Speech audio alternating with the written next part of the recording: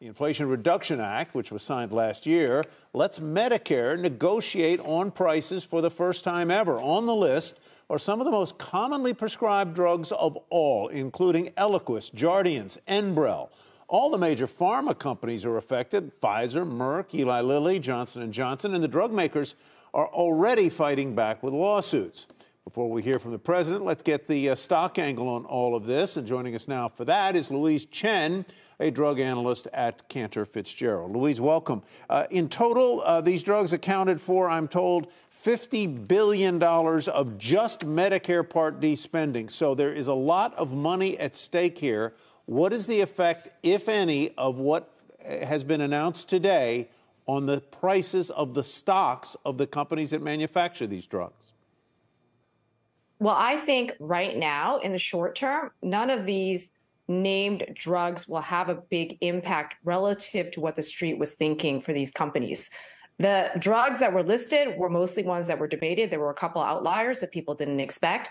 I think the bigger impact is probably going to come in 2028 and 2029 when Part B gets rolled into it. And those are the more expensive drugs that have a much more meaningful impact on the bottom line of these companies. So in other words, even though these drugs are big names that lots of us know, like Jardiance, like Entresto, like Eliquis, Enbrel, I'm looking at the board over here, in sum, you do not think that the negotiation that Medicare may be able to do, subject to court cases, is going to affect in a material way the bottom lines of these companies?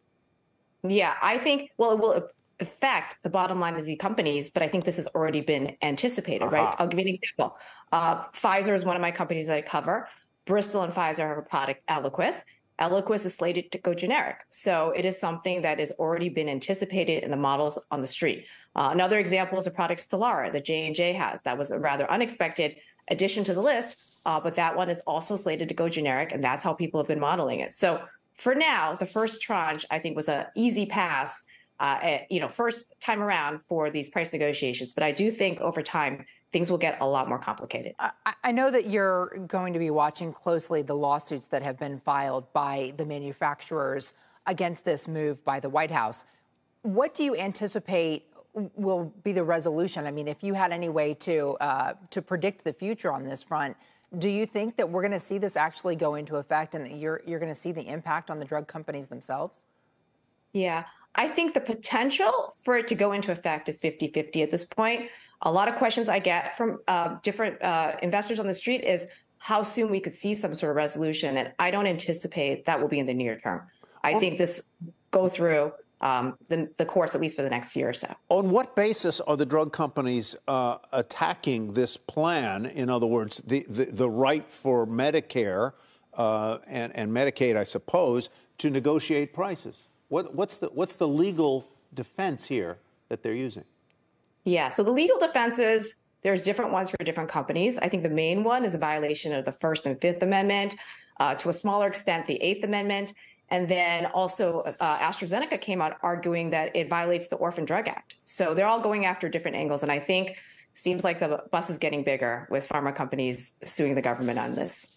And part of this, and you rightly pointed out, too, where this goes into effect and then years later, but what does the redesign itself do to the impact on developing new drugs for market?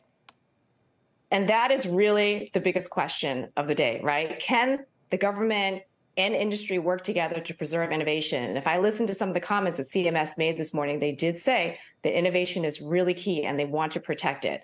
So there are ways to have a win-win situation between both government and pharma where they will attack the drugs that will be most beneficial to patients. That's my thought on it.